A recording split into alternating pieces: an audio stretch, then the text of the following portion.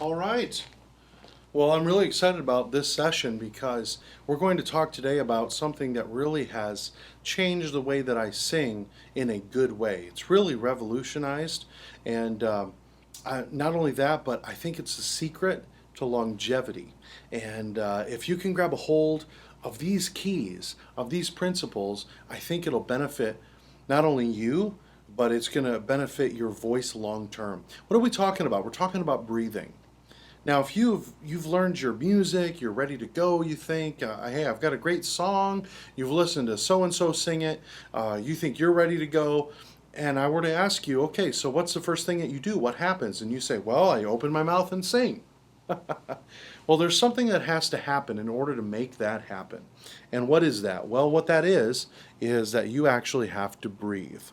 Now, a lot of people say, well, Ben, breathing is something that we all do because if we don't, then we're dead. So you have to breathe in order to sing, right? So why is it a big deal? Well, you're half right in that, well, of course we have to breathe automatically in order to sing, but what that statement misses is that just because you breathe doesn't mean you're breathing right.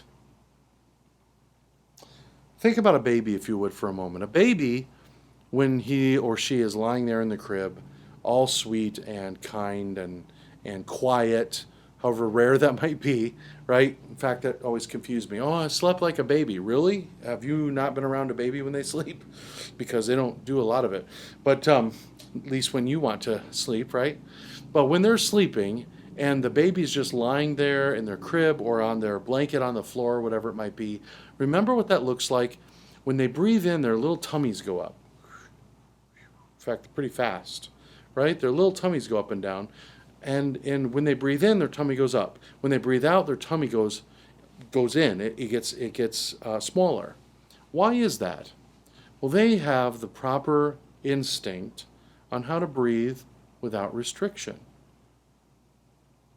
In fact, this kind of proves my point because how much volume can a baby make? Say, well, they're not as big as a 6 foot man. Of course they're not, but how much volume do they make? In fact, their vocal cords, vocal folds, are about the size of a dime. And think of how much sound a little baby can make with not a whole lot of air compared to how much air you and I can fill up with. So what's the point? They breathe correctly.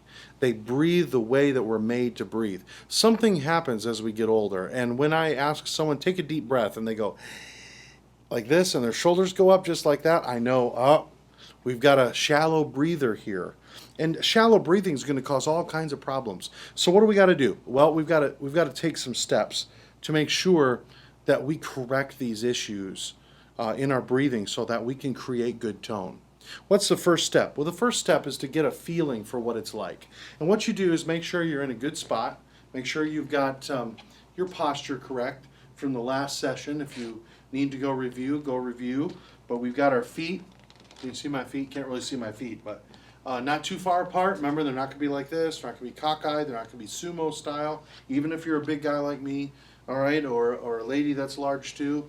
And by the way, hopefully that's encouraging to you. I am working on getting back in shape. Seems like a battle all the time. And as I each year update these and keep these current, hopefully there'll be some weight loss and such. But what's encouraging to me about all this is that these principles work no matter what size you are, and really almost no matter what kind of physical health condition you're in. Now, certainly we need to take care of ourselves. I'm working on that. I'm not perfect.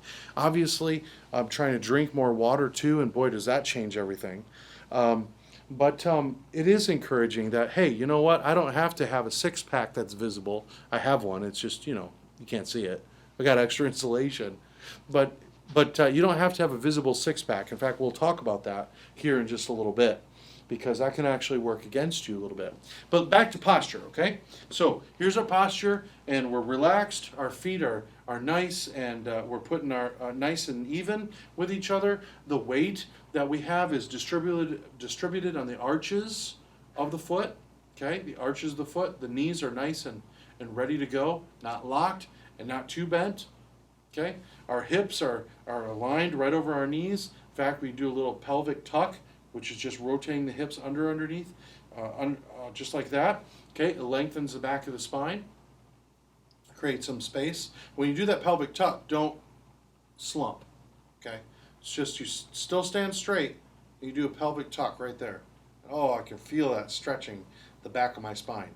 All right, then you come up to your chest and you let your ribs expand. Okay, when you breathe in. Okay, and now I let my ribs expand. It looked like my chest went up, but that's the first time because my ribs are expanding. I was actually a little bit lazy. And we get that way, don't we? Particularly with millennial neck, I call it, where we're on our smartphones and our devices so much. Well, you know what? We got to learn to expand. And we open up that rib cage. You can even put your arms around like you're hugging a barrel. Okay? And you feel that. Don't cave in when you do it, but nice and open. In fact, you can also think of your shoulders as trying to push out the walls on either side of you. Push out the walls on either side of you with your shoulders, okay? And then you leave your ribs in that spot so that when you breathe back out,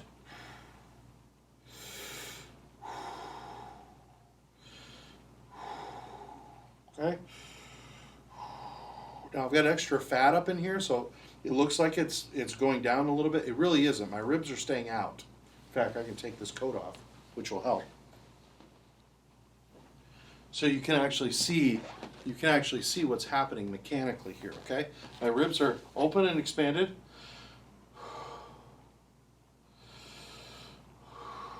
See that? See how when I breathe in, my stomach comes out? You can really see it on me. All right? So air comes in. Now, I'm making the noise so that you can hear the air going in and out. You shouldn't make the noise because that noise means you're tightening your throat a little bit so that there's sound. We don't want that. In fact, now I got to get a drink.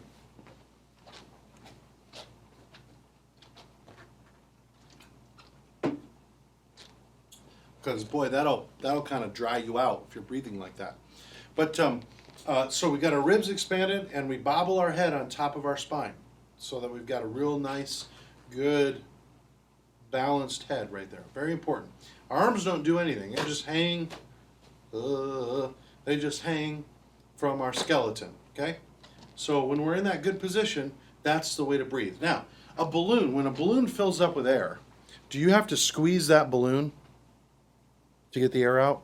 No, of course not. It's going to naturally want to come out. So if the first step is the idea of getting those ribs open and expanded, and then we leave those ribs there. Now, they might move a little bit. That's fine. Don't be all rigid with it, okay? Don't be like a soldier and all rigid and get all tight. That's not going to work. Okay, but we leave those ribs out, and then we're able to breathe. So first of all is that posture aspect of it. But secondly then is don't push the air out. So many people I meet, they think that to be somehow a professional singer, that they push the air out more. I think some of that comes from this word support that so many voice teachers and choir directors use without really understanding the effect that has on the people who are listening to them. Support, what does that mean? Well, that means to a lot of people that they've all of a sudden got to tighten right here. Support, right? I mean, support means...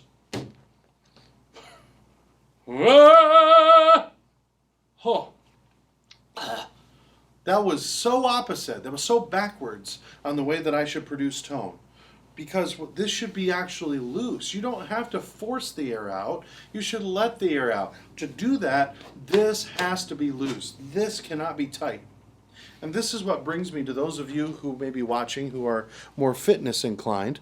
All right, you want to be doing your crunches, your sit-ups, and you want to run a marathon and all those things. Those are fantastic. I'm a little jealous of you. Okay, a little bit. Right? But you got to be careful of something. One of the people that I respect, she has a fantastic voice, and I'm not going to name her, but she's one of the most fit ladies that I've ever met. Just extremely fit. She does running, I think some weight training, certainly all kinds of different aerobic, cardio type things. And we were working together, and of all the people that were in this group that were having the trouble with this idea of releasing the abdominals, she had the most trouble. Well, why was that? Well, she was fit, actually. And the temptation is that we want to, put our best foot forward. We want to kind of, all right, I'm getting ready to sing, so I'm going to tighten right here and get ready. No, no, no, no, no, no. You have got to feel, take your hands, put them right here on your gut, and this is kind of gross, but this helped me a lot. You need to feel like all these guts are going to spill out into your hands if your hands weren't there. So, there. Now, I don't like that as an overweight guy. I don't like the look of that. So I'm very grateful for suit coats or tuxedo jackets, right? Ladies, you're not going to like the look of that per se anyway. All right. So, but what's the point? Is the point how we look, or is the point to get across good tone and good breathing? So you gotta let that just loose. See, if I get all tight like this, trying to look like I weigh less than I do, it's going to be all tight here. When I'm inhaling, how in the world am I going to take a nice deep breath that comes down here if I'm tight here? It's got to be loose. So let that belly hang a little bit, right? Pavarotti the thing a little bit. Okay? Listen, we need to lose weight. We need to lose weight. Fine. But the point is, let this open so that it's open and free. You can even feel here at your solar plexus, or right in between your ribs. And if that's tight, guess what? You are tight up through here. That needs to be soft and pliable. And some of that comes from the pelvic tuck, where you tuck your hips under a little bit. That gets loose there. It gets soft there. Okay? But what's the point? When you breathe in, we need to get in the habit of breathing in and immediately breathing out. Don't hold it. The moment you clench, the moment you hold it there, you've just introduced tension, and that's going to come out in your voice. So you don't want to hold it. So let's breathe in, and then we're going to breathe out immediately. All this breathing. Here we go. You ready? In. Out. See that? No pause. In. Out. In. Out.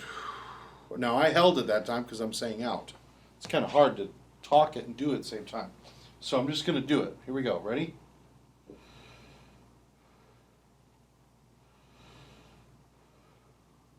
Do you see how I'm not holding it? I'm not doing this.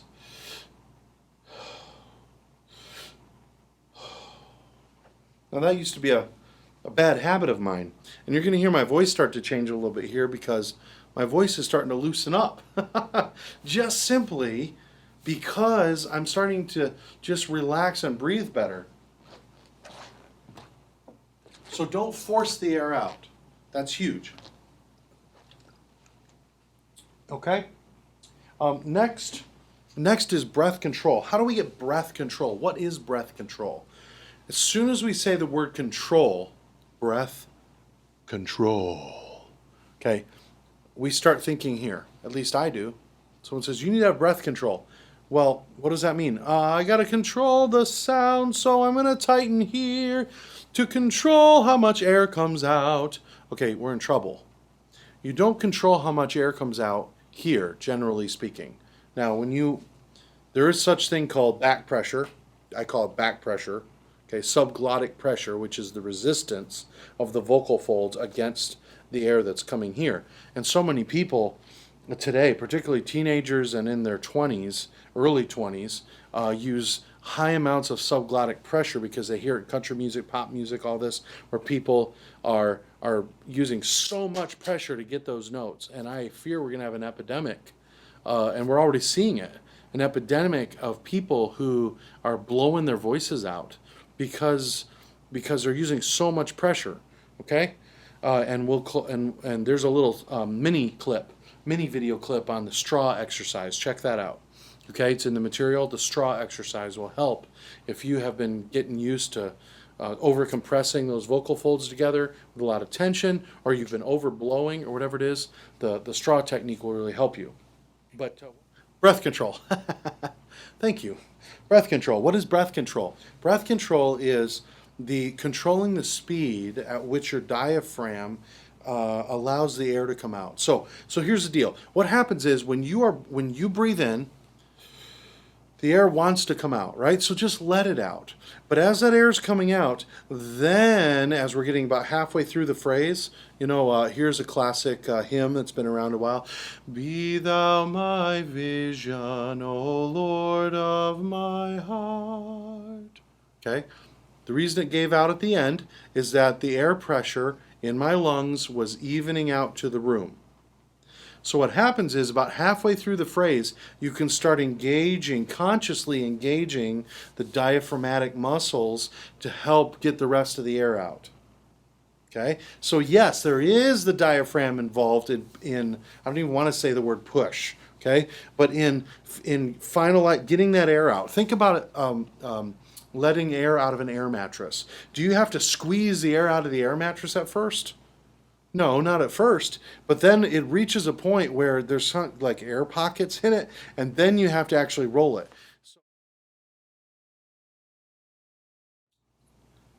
And it's kind of hard to describe for you if I'm not there in person, but try to get this idea, okay? Take a flame, light a candle, put the candle pretty close to your mouth, and try to flicker the flame without blowing it out. Now, there's a right way and a wrong way to do it. The wrong way is to hold the air in from here, from your throat. So here's the flame, and you go.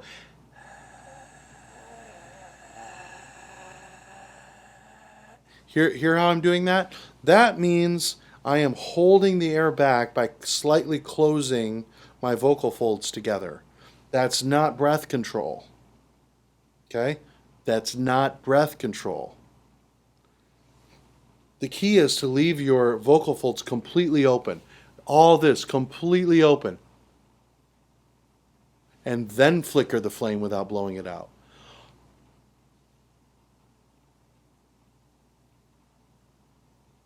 Okay? Now you didn't hear any sound. Why? Because I wasn't closing my vocal folds at all. So try to do it with no sound. And you'll find that you'll want to clench, you'll want to hold it back, whatever it is, don't allow yourself to clench it. Leave it open so that you get used to not expelling all that air. If that makes sense to you. All right? It's a great exercise to do and something that can really help you. So, what have we covered here? Well, we've covered posture. That's the first great tip to great breathing. Something that we need to have. Good posture. If you don't have good posture, I mean, I used to sing a lot sitting down in a studio setting just because, hey, I'm recording background vocals, just lay them in there.